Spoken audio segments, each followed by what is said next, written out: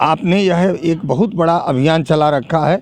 राजनीति में जिस तरह के अपराधी और तरह तरह के वितंडावाद को लेकर के राजनीति में आए हैं, आपने उन भी राजनीतिज्ञ लोगों का चेहरा साफ किया है और साथ ही आपने एक पॉलिटिकल चेहरा जो होता है जिसको जनता स्वीकार करती है, उनको भी जनता के बीच में ले जाने का काम किया है। इसके लिए मैं आईपा और आईपा से संबंधित और साथ ही मैं व्यक्तिगत रूप से आपको भी बहुत बहुत बधाई, बहुत बहुत धन्यवाद, बहुत बहुत शुभकामनाएं देता हूँ। यह काशी नगरी है और यह प्रधानमंत्री जी का संसदीय जिला है और स्पष्ट करते चलूं कि 8 की 8 सीट भारतीय जनता पार्टी जीत करके ले आएगी। बाकी तो वो चुनाव लड़ रहे हैं, वो तो रिजल्ट ही बता देगा कि कितना अच्छा चुनाव वो लड़ पाए हमारे सामने। जी नमस्कार, मैं हूं वाराणसी से शैलेंद्र सिंह और आप देख रहे हैं आईपा यानी all India progressive politics association. इसके अंतर्गत बातें होती हैं प्रगतिशील राजनीति की और प्रगतिशील विचारधाराओं की। चूँकि 2022 का चुनावी आगाज़ हो चुका है, तो अब जानते हैं कि किस प्रकार की रणनीतियाँ हैं पूरे बनारस में। और बनारस वो संसदीय क्षेत्र है पीएम नरेंद्र मोदी का, जहाँ से काफ़ी चुनाव को लेकर हलचल हैं और सबके निशाने पर बीजेपी को घेरने के लिए अन्य दल जो है, विपक्षी दल जो हैं, वाराणसी को टारगेट किए हुए हैं। तो जानते हैं कि क्या हाल है इस समय, और हमारे साथ मौजूद हैं इस समय जिला उपाध्यक्ष हैं पवन कुमार सिंह जी, और जो कि यहाँ पे संयोजक भी हैं, और जानते हैं कि किस प्रकार से क्या हाल है यहाँ पे, कैसे चुनाव की रणनीतियाँ तैयार हो रही हैं। स्वागत है पवन जी आपका आईपा में। धन्यवाद। सर्वप्रथम तो मैं आपको बधाई दूंगा, और जिस तरह से आप लोगों का सहयोग हम लोगों को प्राप्त हो रहा है।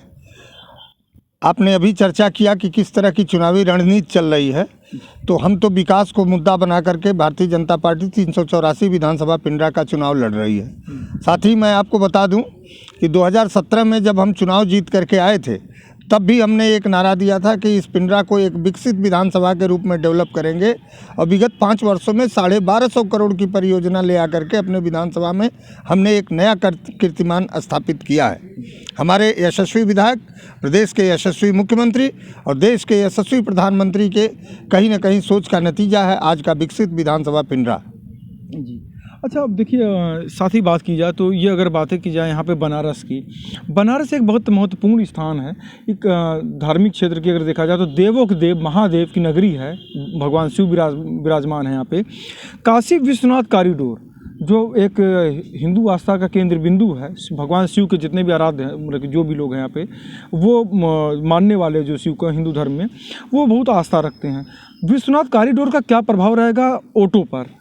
उत्तर प्रदेश की अब जो चुनाव बचे हुए 6वें चरण, 5वां 6वां 7वां, क्या असर रहेगा इसका? आपको एक चीज़ मैं बताते चलूं कि जैसे भगवान राम का जो अयोध्या है, वह तो पूरे विश्व में कहीं न कहीं विश्वविख्यात है, लेकिन कहीं न कहीं एक धार्मिक नगरी के रूप में काशी भी बहुत ही पुरातन नगरी है, और काशी से पूरे विश्व का जुड़ाव रहा है। भगवान भोले की नगरी कही जाती है, भगवान शिव के त्रिशूल पर टिकी हुई काशी, और काशी का जिस तरह से अद्भुत स्वरूप आज अपने देश के यशस्वी प्रधानमंत्री ने एक विकसित कॉरिडोर, क्या उसको कहें, कहीं न कहीं हिंदू आस्थाओं के सोच के अनुरूप उस मंदिर का विकास किया है।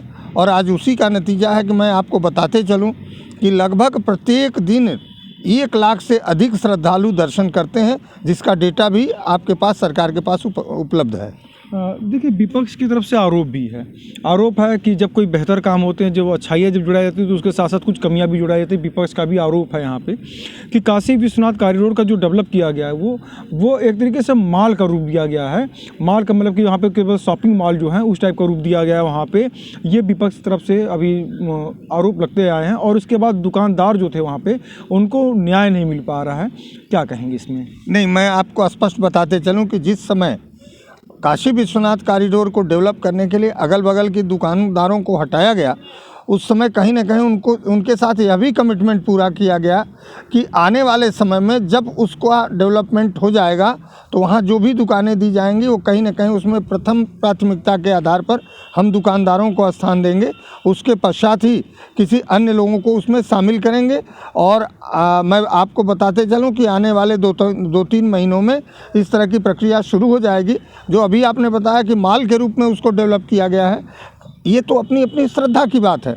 हम तो पत्थर में भगवान को खोजते हैं, और ये तो कहीं न कहीं एक बाबा विश्वनाथ का धाम रहा है, और आज पूरा विश्व उसके तरफ देख रहा है।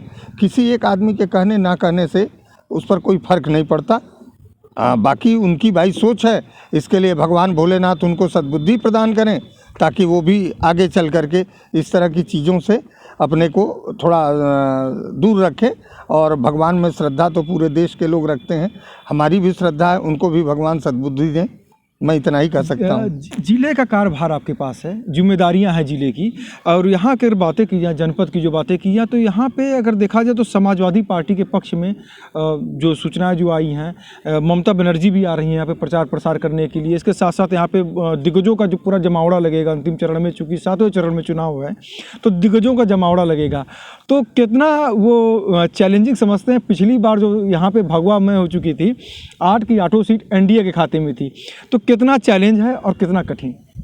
देखिए, राजनीति है, चैलेंज तो हम इसलिए नहीं मानते कि यह काशी नगरी है और यह प्रधानमंत्री जी का संसदीय जिला है, और स्पष्ट करते चलूं कि 8 की 8 सीट भारतीय जनता पार्टी जीत करके ले आएगी।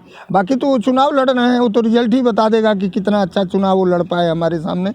और काशी की जो जनता है वो अपने नेता के रूप में प्रधानमंत्री जी को मान चुकी है, और उसका रिजल्ट आपको 10 तारीख को देखने को मिलेगा। अच्छा, अब यहाँ पे टीएफसी सेंटर बनाएगी, ट्रेड फैसिलिटी सेंटर, जिससे बुनकरों को सीधा लाभ मिल सके, बिचौलियों से बच सकें, इस उद्देश्य से बनाया गया। मगर बुनकरों की जो स्थितियाँ हैं, किस नज़रिए में देखते हैं? बनारसी साड़ी को जो बनाने वाले, जो इंटरनेशनल पहचान थी बनारसी साड़ी की, वो किस नज़रिए पे आप उसको देखते हैं? बुनकरों की क्या, जैसे विपक्ष का कहना है कि बुनकरों की स्थिति बहुत ख़राब है, 65 रुपये में फ्लैट रेट में बिजली मिलती थी, अब बिजली की दर महंगी हो गई है। तो तमाम ये विपक्ष की तरफ से आरोप लगाए जा रहे हैं, साधे जा रहे हैं, चूँकि चुनावी माहौल है। तो अब ये कितनी सच्चाई मानते हैं आप इसको? नहीं, अगर 65 रुपये की बात की जाए तो उस समय बिजली भी कितने घंटे मिलती थी, इस पर भी चर्चा कर ली जाए। बिजली आप 7 घंटे दे करके और यह बताने का काम करते थे कि कहीं ना कहीं हमने 65 रुपये में बिजली दिया है, जबकि हमने तो जो आपकी जितनी कंजम्पशन होगी उसमें भी इतनी बड़े पैमाने पर सब्सिडी हमने दिया है। हमने उनके कहीं ना कहीं कामगारों को इतना स्कोप दिया है। अब रह गई कि जिस तरह से पूरे विश्व में एक कहीं ना कहीं कंपटीशन का दौर चल रहा है, उस पर भी बनारसी साड़ी को उभर करके आना है। ठीक है, हाथ की जो कारीगरी होती है उसकी जो कास्ट होती है वो थोड़ी महंगी होती है, लेकिन ओवरऑल मैं बता दूं कि आज आप पता कर लें कि विगत 8 वर्षों में, जब से माननीय देश के प्रधानमंत्री नरेंद्र मोदी जी हुए हैं 2014 से, तब से लेकर के और 2022 तक की जो स्थितियां बनी हैं, कहीं ना कहीं उनके जीवन स्तर में सुधार आया है और आने वाले समय में सुधार और होता चलेगा। अब इन लोगों की क्या बात किया जाए, इतने लंबे कार्यकाल में इन लोगों ने अगर कुछ किया होता तो शायद आज यह स्थिति बुनकरों की नहीं हुई होती। रिंग रोड की बातें की जाए, फेज़ 1, फेज़ 2 का जो जिस तरीके से कार्य हुआ यहाँ पे, जो एक भीड़ को बांटने के लिए कि भीड़ ना हो, यातायात को सुविधाएं मिले, तीसरे फेज़ का काम बहुत जोरों पर है। इसका कितना लाभ मिलेगा बीजेपी को? चूँकि अन्य दलों का भी कहना है, जैसे कांग्रेस का भी कहना है कि ये तो विकास कार्य होते हैं, तमाम हमारे नेताओं से बातें हुई, पदाधिकारियों से बातें हुई हैं और प्रत्याशियों से भी बातें हुई, उनका कहना था कि ये तो लाजमी है कि ये तो काम होते हैं, पर इसका वोट के तौर पे कितना लाभ मिलेगा? नहीं, अगर यही बात ले ली जाए कि विकास के कार्य होते हैं तो इतने वर्षों में इन्होंने किया क्यों नहीं? विगत 8 वर्षों में देश के प्रधानमंत्री ने पूरे देश को कहीं ना कहीं एक सड़क के बहुत बड़े रोड मैप के साथ जोड़ दिया। काशी की आप बात करें, आप भी काशी में रहते हैं, जिस तरह के जाम के झंझावात से हम लोग जूझा करते थे, आज तो आपको अगर मान लीजिए यहाँ से आपको निकलना हो और रोहनिया जाना हो तो आप जहाँ बैठे हुए हैं यहाँ से रोहनिया जाने में आपको 25 मिनट का समय लगेगा, और पहले क्या होता था, यहाँ से सर्किट हाउस जाने में 45 मिनट का समय लगता था। तो ये बताएं ना, ये इन्होंने क्यों नहीं किया? और होता नहीं है, होने के लिए इच्छा शक्ति की ज़रूरत होती है, और वह इच्छा शक्ति कहीं ना कहीं देश के यशस्वी प्रधानमंत्री और प्रदेश के मुख्यमंत्री की थी, और वह एक बहुत बड़ा रोड मैप जो है 5 वर्षों में उत्तर प्रदेश में आपको दिख रहा है। देखिए, हमेशा मीडिया के ऊपर भी सवालिया निशान लगा रहे हैं इस समय, लगातार विपक्ष जो है मीडिया के ऊपर हमलावर है कि मीडिया बेरोज़गारी के मुद्दे पे बात नहीं करती। हम ईमानदारी से बेरोज़गारी के मुद्दे पे आपसे बात करना चाहते हैं कि बेरोज़गारी का जो आरोप लगाया जा रहा है विपक्ष के द्वारा, तो क्या नज़रिया देखते हैं, कितना इसमें कितना सुधार हुआ है? या अगर बातें की जाए जो स्किल इंडिया के माध्यम से लोगों को स्वावलंबी बनाने की बातें की गई कि प्रदेश का लड़का जो है अपने प्रदेश में रहे, घर पर रहे, तो इसमें कितना आपको किस नज़रिए से देखते हैं आप इसको? देखिए, आप तो घूम भी रहे हैं, जिस बेरोजगारी की बात कर रहे हैं, हमने रोजगार देने के लिए देश के यशस्वी प्रधानमंत्री ने कहा था, ये नहीं कहा था कि हम कहीं ना कहीं आपको नौकरी देंगे और रोज़गार देने में स्टार्टअप से लेकर के सारी चीज़ें लेकर के आए। जिस स्किल इंडिया की बात आप कर रहे हैं, इसके पहले इस शब्द का कहीं प्रयोग नहीं होता था भारत की राजनीति में। आज हर जगह स्किल इंडिया और स्टार्टअप की चर्चा होती है और एक बड़े पैमाने पर जो भारत का युवा है उसका पलायन रुका है और उसने अपने देश में एक बहुत बड़ा इंफ्रास्ट्रक्चर खड़ा किया है और इसके लिए मैं देश के प्रधानमंत्री को बहुत बहुत बधाई देना चाहता हूँ।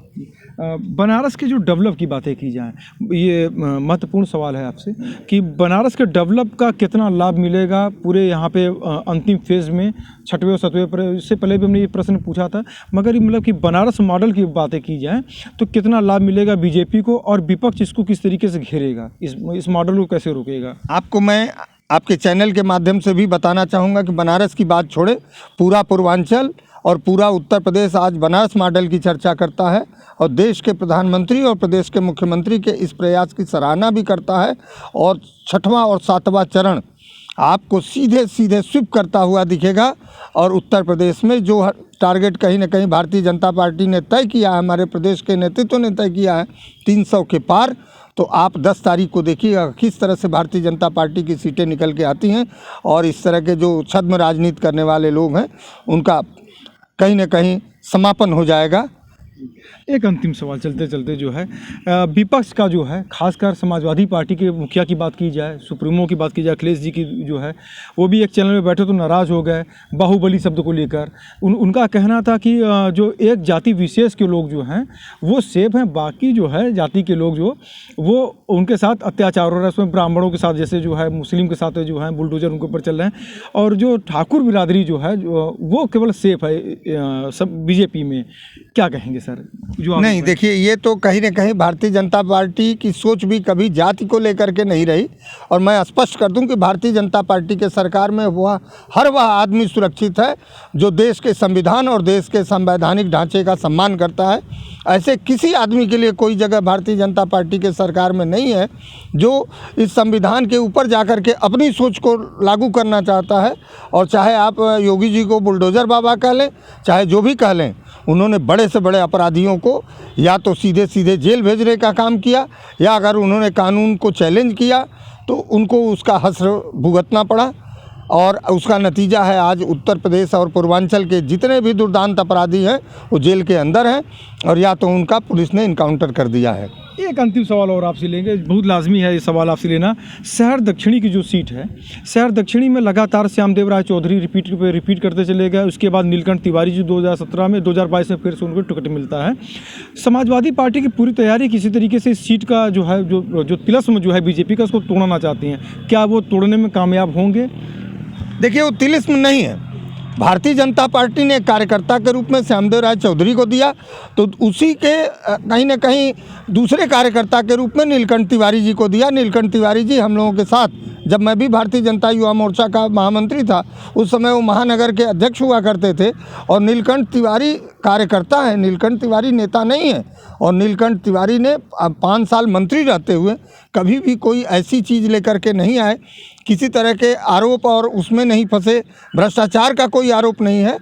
तो वो तो इनका तिलिस्म टूटना है, हमारा तिलिस्म नहीं है। हमको तो जनता स्वीकार करती है और भारतीय जनता पार्टी का कार्यकर्ता अपना चरित्र और चेहरा दोनों जनता के सामने रखता है और वह कहीं ना कहीं बेदाग छवि है नीलकंठ तिवारी जी की।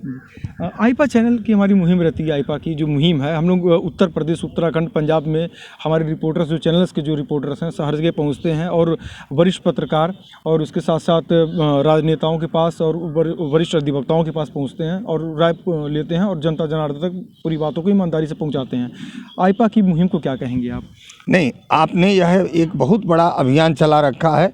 राजनीति में जिस तरह के अपराधी और तरह तरह के वितंडावाद को लेकर के राजनीति में आए हैं, आपने उन भी राजनीतिज्ञ लोगों का चेहरा साफ किया है और साथ ही आपने एक पॉलिटिकल चेहरा जो होता है जिसको जनता स्वीकार करती है उनको भी जनता के बीच में ले जाने का काम किया है। इसके लिए मैं आईपा और आईपा से संबंधित और साथ ही मैं व्यक्तिगत रूप से आपको भी बहुत बहुत बधाई, बहुत बहुत धन्यवाद, बहुत बहुत शुभकामनाएं देता हूँ। तो आप थे हमारे साथ जिला उपाध्यक्ष पवन जी, जिन्होंने बताया कि इस बार निश्चित ही कमल खिलेगा और योगी आदित्यनाथ सीएम पुनः बनेंगे। वाराणसी से शैलेंद्र सिंह, आईपा।